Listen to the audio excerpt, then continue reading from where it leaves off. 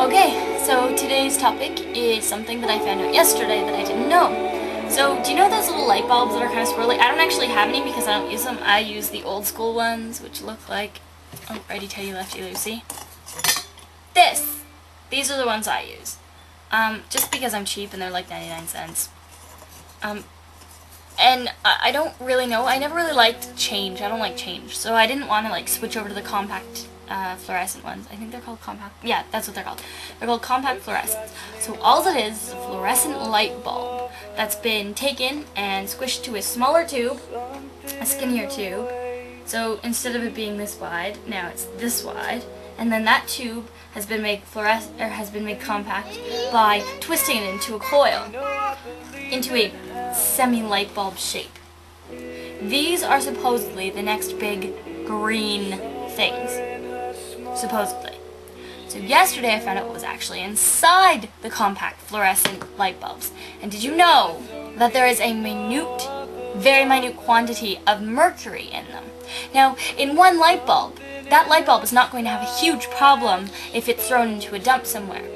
But say if the 500,000 houses in, where I am, all decide to get these compact fluorescent green light bulbs because that's what's cool, that's the only thing that's really on the market. Apparently they stopped making the regular light bulbs.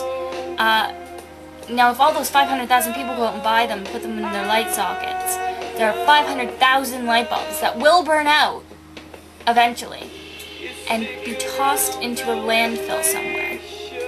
Technically, that is illegal. By Canadian law, that is illegal because you are throwing a very deadly, poisonous material into a landfill. If you break one of these light bulbs by Canadian law, you have to get a hazmat team to come and clean it up for you. But we don't really have any rules on them. And they don't tell you on the packaging that there is mercury in the light bulbs. There are phosphorus and mercury. That's not good for the environment. I mean, yes, they preserve energy. Energy that we're getting from places that aren't always necessarily nuclear powered. For example, I live in southern Ontario, I guess you'd say. So I get a lot of my energy from Niagara Falls. So I'm not using anything that isn't replaceable anyway.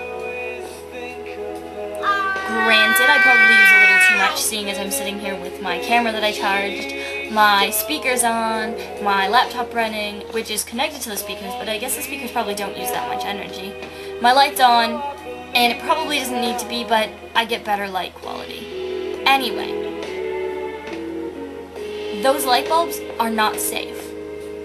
And in the next 5 or so years, when people start getting, mercury poisoning, they'll probably do something about it. There will be a huge kick-up, and those light bulbs will be null and void because they're just not safe. Beyond that, there is another form of light bulb that GM is currently bringing out, and that form of light bulb is an LED light.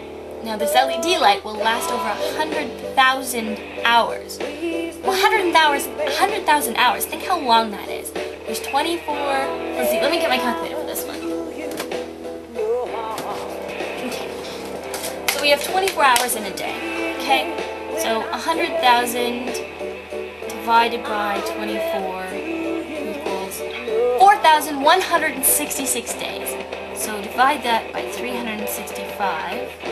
And we have 11 years and 41 days. So one light bulb will last 11 years. An LED light bulb. And they give off better light quality for the energy intake.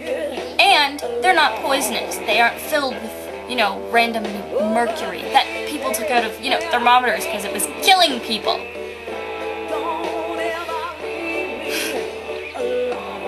Our society is driving itself into the pits by looking for green options. I mean, I'm all for green, and, try to save, reduce, reuse, recycle. But at the same time, they're not being very smart or informed about it. That's just what I thought I'd say today. Have a good day!